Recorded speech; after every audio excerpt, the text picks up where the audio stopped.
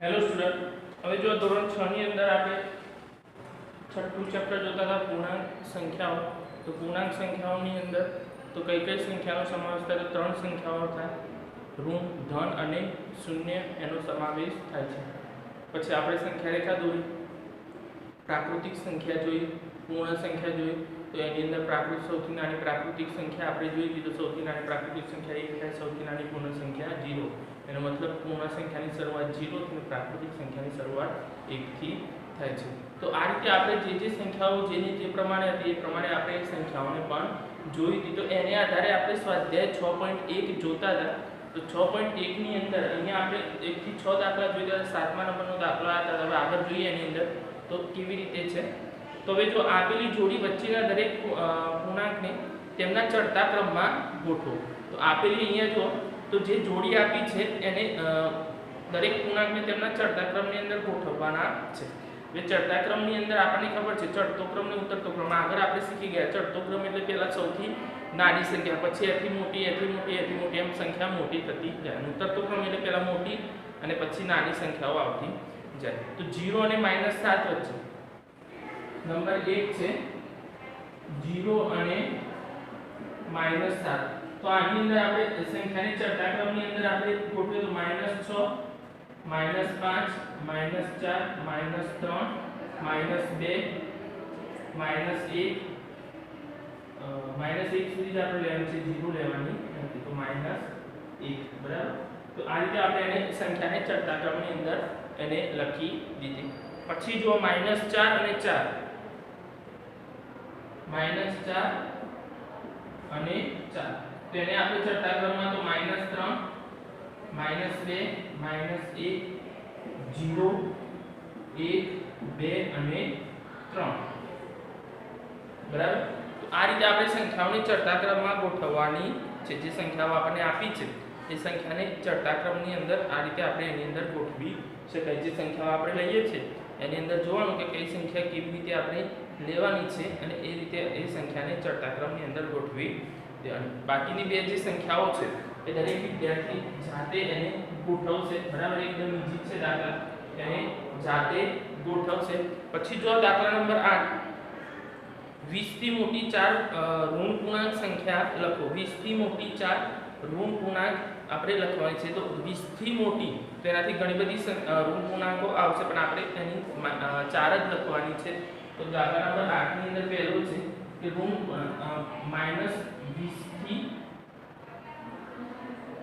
મોટી 4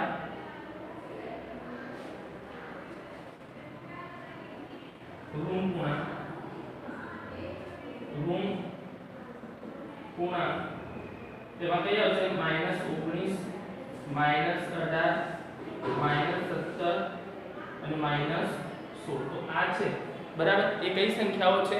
તો એ મોટી છે। જો ધ્યાન રાખજો અહીંયા 19 માઈનસ ઋણ છે એટલે આપણે ઋણમાં કેવું હોય, જેમ જેમ આગળ જેમ સંખ્યા નાની થતી જાય એટલે તમે એમ પાછા આવો સંખ્યા મોટી થતી જાય છે। તો આ આપણે એની અંદર સંખ્યા મોટી સંખ્યાઓ લખી દીધી કે જે મોટી સંખ્યા છે આ રીતે આપણે લખી શકાય। પછી -10 થી નાની 4 ઋણ પૂર્ણાંક સંખ્યાઓ લખો। તો ઘણી બધી આમાં આગળ બી આવે, પણ આપણે એટલી જ લખવાની છે -10 થી નાની 4 ઋણ પૂર્ણાંક। તો આપણને શું કીધું? તો -10 થી આપણે કેવી લેવાની છે? તો નાની। તો નાની લઈએ તો -11, -12, -13, -14 બરાબર। તો આ કેવી સંખ્યાઓ છે? તો એની નાની। તો આ રીતે આપણે સંખ્યા નાની અને મોટી સંખ્યાની અંદરથી આપણે કરી શકીએ કે કઈ સંખ્યા કેવી રીતે આપણે લેવાની છે। તો એ રીતે આપણે એની સંખ્યાને દર્શાવી શકાય છે કે જે સંખ્યા આપણે લઈએ છીએ એની અંદર આપણે ખબર પડે કે આ રીતે આપણે આ સંખ્યા લઈ શકાય છે। હવે જુઓ તો આપણને 9મા નંબરનો દાખલો આપે છે। નીચે આપેલા વિધાનોમાંથી ખરા સામે ટી અને ખોટા વિધાનની સામે ટી। ટી એટલે બરાબર, તો ટી અને ખોટા વિધાન સામે એફ એટલે ફોલ્સ, બરાબર। ટ્રુ અને ફોલ્સ એ આપણે લખવાનું છે। જો ખોટું વિધાન હોય તેની સામે કારણ પણ દર્શાવવાનું છે। કેમ ખોટું છે એ કારણ પણ આપણે આપવાનું છે। પહેલું છે -8 સંખ્યા રેખા પર -10 ની જમણી બાજુએ આવશે। જો -8 તો તમે આપણે સંખ્યા રેખા દોરીએ તો સંખ્યા રેખાની અંદરથી આપણને ખબર પડી જાય કે કઈ સંખ્યા કેની અને કેવી રીતે આવશે. તો -8 સંખ્યા રેખા પર -10 ની જમણી બાજુએ આવશે. તો -10 ની જમણી બાજુએ તો એ શું છે? સાચું છે. કઈ બાજુ? સાચું છે એટલે ટી આપણે લખવાનું છે. તમારે વિધાન લખવાનું ઉપર અને પછી સાચું ખોટું લખવાનું છે. આ રીતે મારે ડાયરેક્ટ કરવાનું છે નહીં, બરાબર? તમારે વિધાન લખવાનું રહેશે. પછી જો -100 સંખ્યા રેખા પર -50 ની જમણી બાજુએ આવશે, બરાબર? તો જમણી બાજુએ આવશે તો -6 એ 50 ની -50 ની જમણી બાજુ ને પણ કઈ બાજુ આવે? ડાબી બાજુ. એટલે ખોટું છે. તો ખોટું છે તો કેમ ખોટું છે? તો ખોટું આપણે લખવાનું કે -6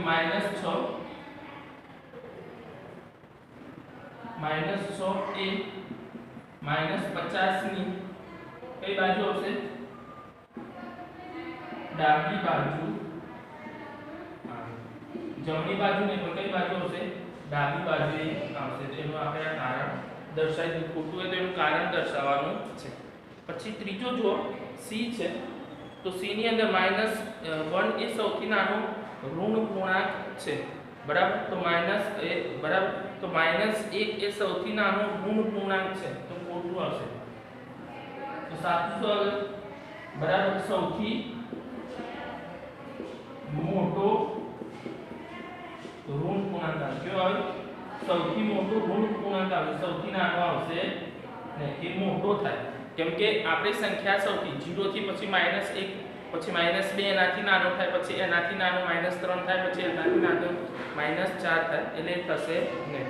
પછી જો -26 કરતા -25 મોટો ઋણ પૂર્ણાંક છે. -26 કરતા -25 તો એ શું હશે? સાચું. શું હશે? સાચું છે. એ મોટો પૂર્ણાંક જ થાય. કેવો થાય? મોટો પૂર્ણાંક થશે એનો, બરાબર? તો આ રીતે આપણે એની અંદર લખી શકીએ. જે પ્રમાણે આપણે આપ્યું છે એ પ્રમાણે સંખ્યાને આપણે લખી શકીએ. પછી જો સંખ્યા રેખા દોરો, 10મા નંબરનો દાખલો છે. સંખ્યા રેખા દોરો અને નીચેના પ્રશ્નોના જવાબ લખવાના છે.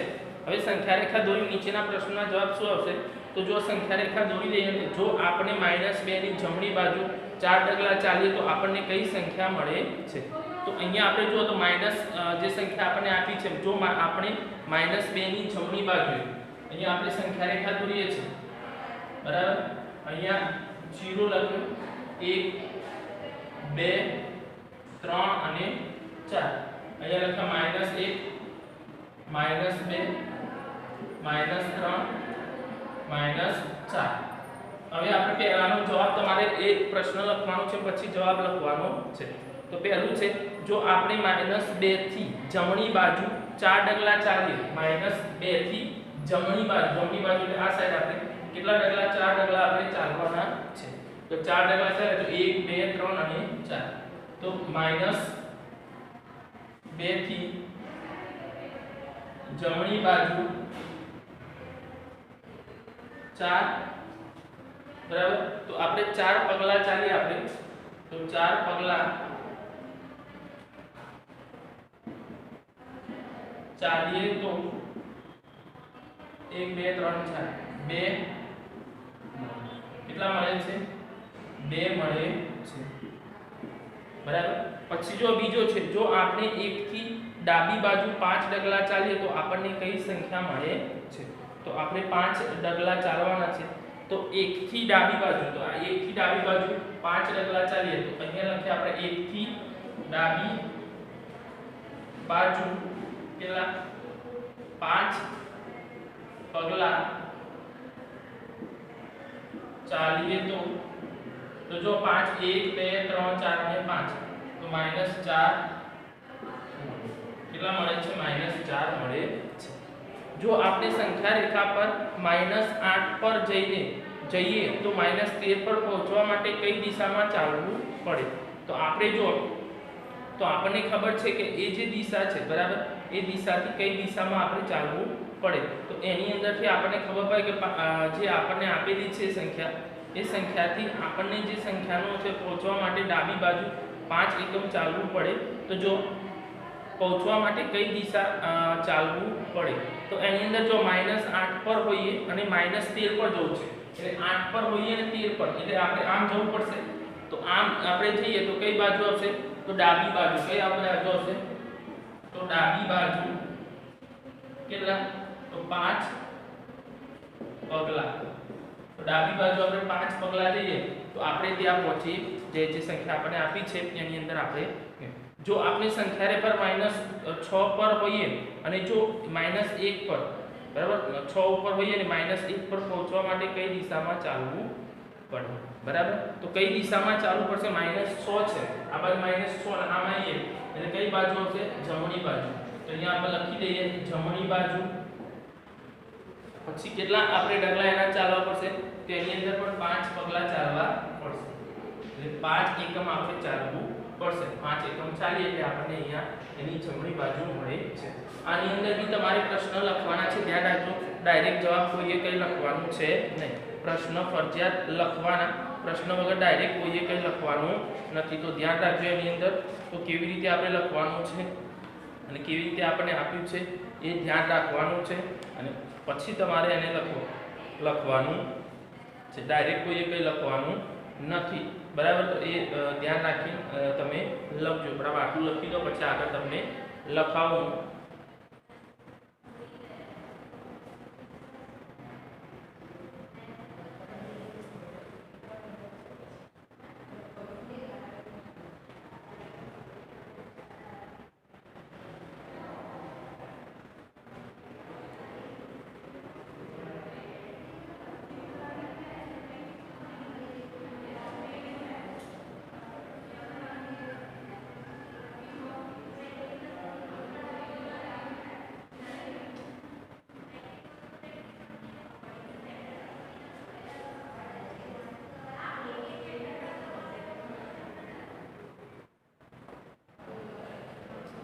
હવે જો,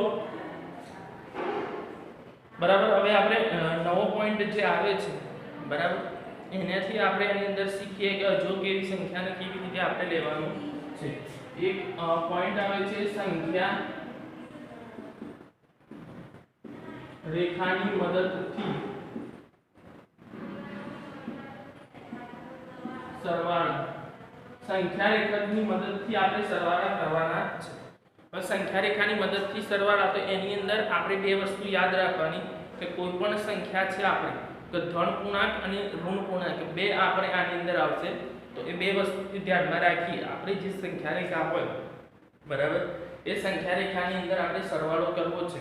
તો સરવાળો કરવા માટે એની અંદરથી જે પણ આપણે લઈએ છે, બરાબર, એને આપણે સમજી લઈએ તો આપણને ખબર પડી જાય કે જે પ્રમાણે આપણે જે પૂર્ણાંક લેવાનો છે એ પૂર્ણાંકથી આપણને ખબર પડી જશે કે જે પૂર્ણાંક આપણે લઈએ છીએ એ પૂર્ણાંકને આપણે કઈ બાજુ અને કેવી રીતે લેવાનું રહેશે. તો એની અંદર બી આપણને એ જે રકમ છે તો એના પરથી આપણને ખબર પડી જાય કે ચલો આને આપણે આ પૂર્ણાંકને આ રીતે આપણે દર્શાવી શકાય છે. તો એને જે સરવાળો કરવાનો છે, તો સરવાળો કરવા માટે આપણે બે વસ્તુ ધન પૂર્ણાંક અને ઋણ પૂર્ણાંક.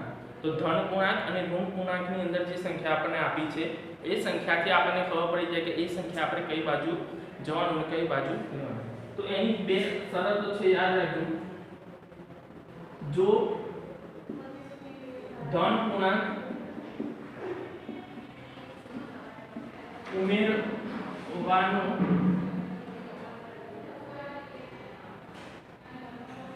હોય તો સંખ્યા રેખા પર, તો ધન પૂર્ણાંક આપણે ઉમેરવો છે, તો ધન પૂર્ણાંક ઉમેરવો હોય તો સંખ્યા રેખા પર જમણી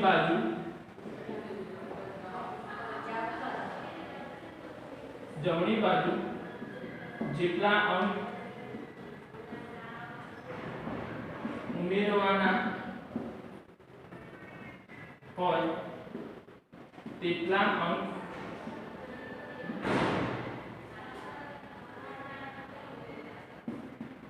ખસવું. આ પહેલી શરત છે. જો ધન પૂર્ણાંક ઉમેરવાનો હોય તો સંખ્યા રેખા પર જમણી બાજુ જેટલા અંક ઉમેરવાના હોય એટલા અંક આપણે ખસવું પડે. કેવી રીતે? તો તો ધન પૂર્ણાંક ઉમેરવાનું હોય એટલે કે આપણે ખબર છે કે આની અંદર સરવાળો તો આપણે કરવાનું છે, જે સંખ્યા આપણે લઈએ છે તો એની અંદર સરવાળાની ક્રિયા તો આપણે એની અંદર કરવાની છે. તો ધન પૂર્ણાંક ઉમેરવા હોય તો ઉમેરવા માટે દાખલા તરીકે અહીંયા લખીએ છે -3 + 5 બરાબર. હવે આને આપણે સંખ્યા રેખા પર દર્શાવવું છે, સંખ્યા રેખા પર સરવાળો કરવો છે તો કેવી રીતે કરાય? તો પહેલા આપણે એની સંખ્યા રેખા દોરી લઈએ બરાબર. અહીંયા 0, અહીંયા -1, -2, -3, 1, 2,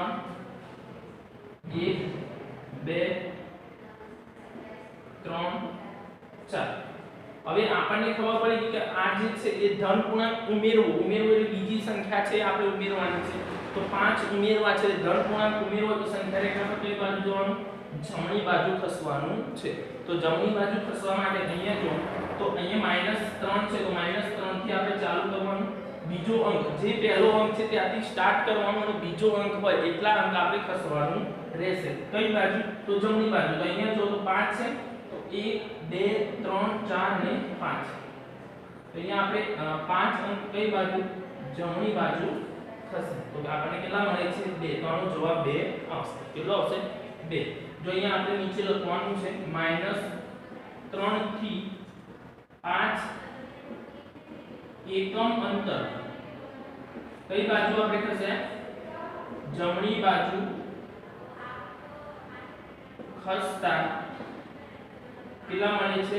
2 મળે બરાબર. તો અહીંયા આપણે લખી દેવાનું -3 + 5 બરાબર કેટલા થશે? 2. એનો જવાબ કેટલો આવ્યો આપણને? 2 મળે. તો સરવાળાની એક આ શરત છે. પછી બીજી શરત એની આપણે જોઈએ કે જે બીજો પોઈન્ટ છે કે જો ઋણ પૂર્ણાંક શું કરવાનું હોય? ઉમેરવાનો હોય. જો ઋણ પૂર્ણાંક ઉમેરવાનો હોય તો સંખ્યા રેખા પર કઈ બાજુ? ડાબી બાજુ જેટલા અંક ઉમેરવાના હોય તેટલા અંક ખસશે. જેટલા અંક ઉમેરવાના હોય એટલા અંક આપણે કઈ બાજુ? તો ડાબી બાજુ ખસવાનું છે બરાબર. એના પણ આપણે ઉદાહરણ જોઈ લઈએ એની અંદર બી કેવી રીતે આપણે એની અંદર લખી શકાય. દાખલા તરીકે અહીંયા આપણે લખીએ છીએ 4 + -2 બરાબર. આને આપણે સંખ્યા રેખા પર દર્શાવ્યું છે. તો પહેલા આપણે સંખ્યા રેખા દોરી દઈએ. સંખ્યા રેખા આપણે રીતે દોરવાની છે, ધ્યાન રાખજો. એની અંદર કેટલા અંક લખવા એવું ફરજિયાત નથી. આપણે બને ત્યાં સુધી જોવાની આપણે તો કઈ સંખ્યા કેવી રીતે છે પછી આપણે એની સંખ્યા રેખા દોરવાની છે. હવે જો 4 થી આપણે 4 થી શરૂઆત કરી બરાબર. હવે આપણે શું છે? માઈનસ છે એટલે કે ઋણ પૂર્ણાંક ઉમેરવું છે. તો ડાબી બાજુ કેટલા અંક? તો અહીંયા જેટલા અંક એટલા ખસે 2 અંક છે, 1 અને 2. કેટલા? તો 2 અંક આપણે ખસે. તો જવાબ શું મળ્યો આપણને? આમાં 2 મળી ગયું, કેટલામાં આપણને 2 જ મળ્યો. તો અહીંયા કોણ 4 થી અહીંયા માઈનસ શબ્દ ને લખો 4 થી 2 માઈનસ હોય કે પ્લસ હોય, ખાલી આપણે તો અહીંયા ખાલી આ જે સંખ્યા હોય એ દર્શાવે. 4 થી 2 એકમ અંતર ડાબી બાજુ ખસતા કેટલા મળે છે? 2 મળે. તો અહીંયા આપણે લખી દઈએ 4 + -2 બરાબર કેટલા આવે? 2. કેટલા આવશે? 2. તો આ રીતે જે પૂર્ણાંક ઉમેરવો છે એ પૂર્ણાંક ઋણ છે કે ધન છે એને આધારે તમારે કઈ બાજુ જવાનું એ પરથી આપણે એને નક્કી કરી શકીએ. હવે જો સંખ્યા રેખા વગર સરવાળા. હવે સંખ્યા રેખાથી તો આપણને ખબર પડી ગઈ. સંખ્યા રેખા વગર આપણે એના સરવાળા કરવા છે તો કેવી રીતે આપણે કરી શકીએ? તો સંખ્યા રેખા વગર એના જે નિયમ છે એ નિયમથી આપણે ચાલવાનું છે બરાબર. હવે જો તો એનો પહેલો નિયમ ધ્યાન રાખજો. એની અંદર સરવાળો અને બાદબાકી કરવા માટે પહેલો જે સરવાળાની અત્યારે આપણે જાણ કરીએ છીએ કે સરવાળાની અંદર પહેલો નિયમ કયો છે? તો જો એક ઋણ પૂર્ણાંક હોય, શું હોય? ઋણ પૂર્ણાંક હોય પ્લસ અહીંયા ધન પૂર્ણાંક હોય તો આ બંને જો એક ધન પૂર્ણાંક અને એક ઋણ પૂર્ણાંક છે તો ધન અને ઋણ પૂર્ણાંક છે તો આપણને જ્યારે આવી સંખ્યા આપી હોય ત્યારે હંમેશા જો એક પ્લસ અને માઈનસ નું ચિહ્ન તો અહીંયા પ્લસ અને માઈનસ નું ચિહ્ન આપણને આપેલું છે તો પ્લસ અને માઈનસ નું છે તો ક્રિયા શાની થાય ઋણ એટલે કે માઈનસ ની થશે શાની થશે માઈનસ ની ક્રિયા એટલે કે અહીંયા જો માઈનસ છે પ્લસ છે અને અહીંયા પાછું પ્લસ છે આવી કોઈ સંખ્યા જો પ્લસ વાળી સંખ્યા આપી હોય તો ક્રિયા માઈનસ ની થશે કેવી થશે માઈનસ ની થશે આ એની પહેલી શરત છે બરાબર બીજી શરત આપણે જો અહીંયા લખીએ છે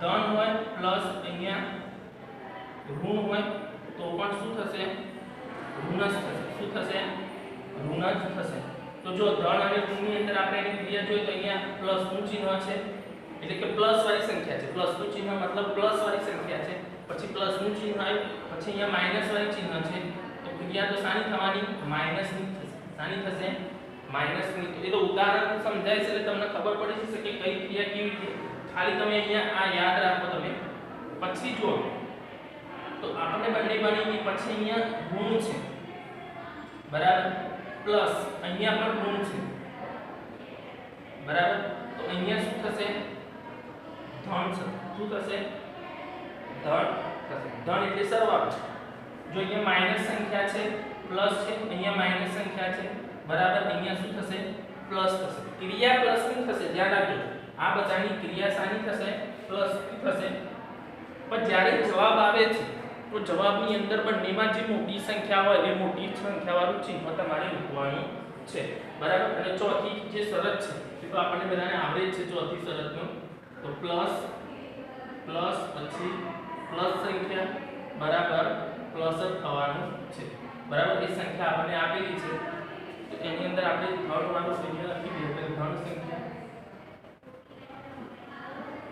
ધન પ્લસ ધન બરાબર ધન એટલે કે પ્લસ પ્લસ પ્લસ બરાબર પ્લસ તો અહીંયા બે પ્લસ સંખ્યા હોય અહીંયા પ્લસ નું ચિહ્ન તો પ્લસ એ તો આપણે સાદી જે સરવાળો કરીએ છીએ એ જ છે તો સરવાળા માટેની સંખ્યા રેખાની મદદ વગર આ ચાર એના શરતો છે એ શરતો પર આપણે ચાલવાનું છે હવે શરતોનો કેવી રીતે ઉપયોગ કરવાનો હું તમને સમજાવું આટલું તમે લખી દો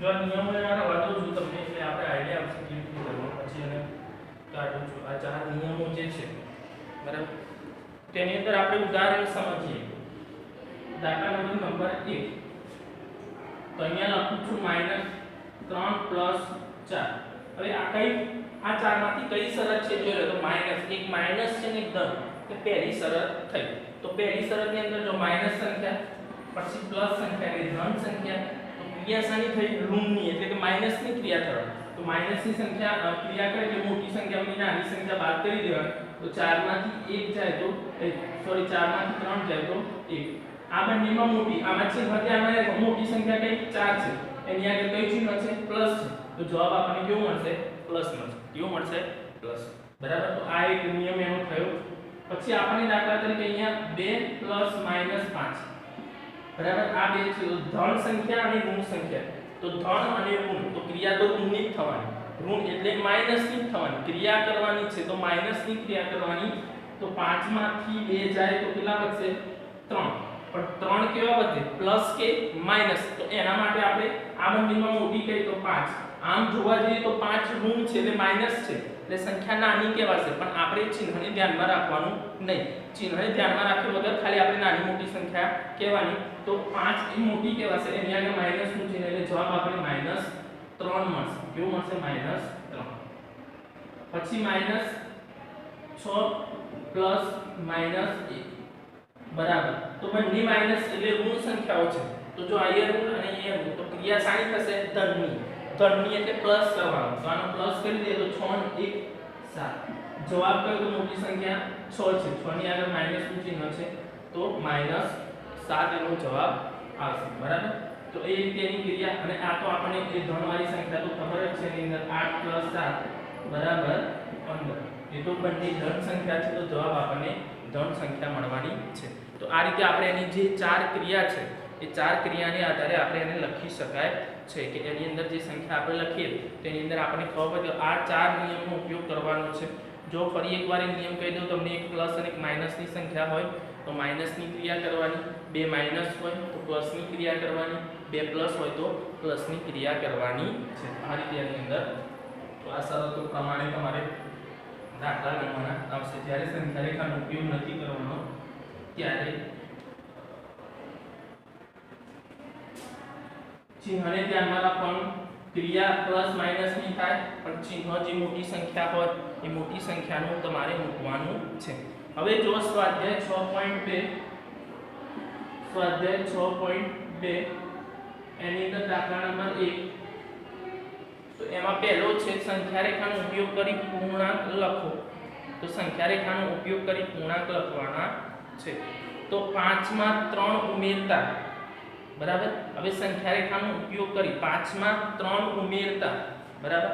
તો એ સંખ્યા રેખા આપણે જે કરવાની છે, એ સંખ્યા રેખાની અંદર કેવી રીતે અને કઈ સંખ્યા આપણે લેવાની છે, એ દરેક સંખ્યાનો આપણે એની અંદર જોવાની છે કે કઈ સંખ્યાથી કેવી રીતે આપણે લઈ શકાય છે.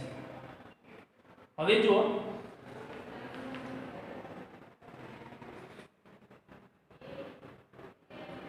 આપણે ચલો 6.2 છે, પછી ચલે આપણે બાદબાકી પણ જોઈએ જોડે જોડે, બરાબર. એટલે બે નિયમોથી આપણને ખબર પડી જાય સંખ્યા રેખાની મદદથી. સંખ્યા રેખાની મદદથી બાદબાકી. તો સંખ્યા રેખાની મદદથી બાદબાકી પણ એની અંદર પણ પહેલો નિયમ છે. જો ધન પૂર્ણાંક બાદ કરવાનો હોય તો સંખ્યા રેખા પર કઈ બાજુ હશે? તો જો ધન પૂર્ણાંક બાદ કરવાનો હોય એટલે કે માઈનસ કરવાનો હોય, જે સંખ્યા આપણને આપી છે એ સંખ્યા રેખા પરથી એને આપણે માઈનસ કરવો છે, તો માઈનસ કરવા માટે એ સંખ્યા આપણને આપેલી હોય એ સંખ્યાની અંદર આપણે જોવાનું કે કઈ સંખ્યા કેવી રીતે આપણને આપી છે અને એ રીતે આપણે એને લખવાનું છે. હવે જો જે સંખ્યા આપણને આપી છે એ સંખ્યાથી આપણે એને માઈનસ, જો ધન પૂર્ણાંક બાદ કરવાનો હોય તો ધન પૂર્ણાંક આપણે બાદ કરવાનો છે. તો સંખ્યા રેખા પર આપણે જે પેલામાં શું લખતા હતા, જમણી બાજુ, એ આ રીતે આવશે. ડાબી બાજુ કેટલા અંક ખસવું, બરાબર. કેટલા અંક એટલે જેટલા અંક આપણે આપ્યા છે એટલા અંક આપણે ખસવાનું. જેનું ઉદાહરણ આપણે જોવું હોય તો ઉદાહરણ આપણે જોઈ લઈએ. એની અંદર કયું ઉદાહરણ છે આપણે, તો ધન પૂર્ણાંક આપણે શું કરવું છે, બાદ કરવું છે. દાખલા તરીકે -3 -5. આ ધન પૂર્ણાંક આ ચિહ્ન છે એ તો માઈનસની ક્રિયાનું ચિહ્ન છે. આપણે શું કરવાનું છે, માઈનસનું ક્રિયાનું ચિહ્ન છે. તો આપણે એની અંદર જો સંખ્યા રેખા લખી છે, અહીંયા જીરો સંખ્યા રેખા આપણી રીતે દોરવાની છે. -1 -2 -3 -4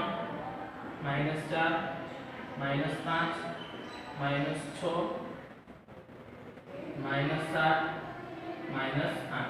આ રીતે આપણે એની સંખ્યા રેખા દોરી દીધી. હવે જો -3 થી સ્ટાર્ટ કરવાનું. ધન પૂર્ણાંક છે તો ધન પૂર્ણાંક બાદ કરો તો ડાબી બાજુ 5 અંક ખસવાનું. તો 1 2 3 4 અને 5. તો 5 અંક આપણે ડાબી બાજુ ખસે તો આપણને જવાબ શું મળે છે, -8. તો અહીંયા આપણે લખવાનું -3 થી 5 એકમ અંતર કઈ બાજુ, ડાબી બાજુ ખસતા -8 મળે. અહીંયા લખવાનું -3 -5 = માઇનસ, બરાબર.